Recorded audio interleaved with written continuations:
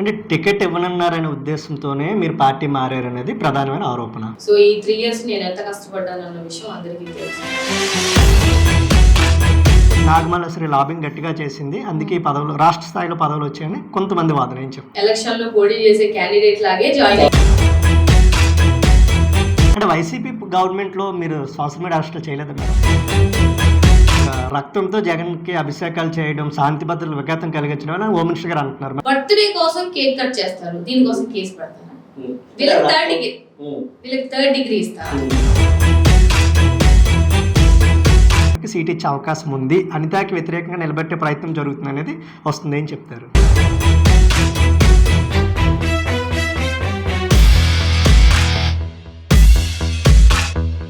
ఒక 10 మంది పేర్లు నేను బాగా గుర్తు పెట్టుకుంటాను. మా ప్రభుత్వం వచ్చిన తర్వాత చూస్తాను. ఎవరైనా 10 మంది ఎవరనేది మా రాష్ట్రంలో ఉన్న మా కార్యకర్తలందరికీ తెలుసు, వాళ్ళకు కూడా తెలుసు.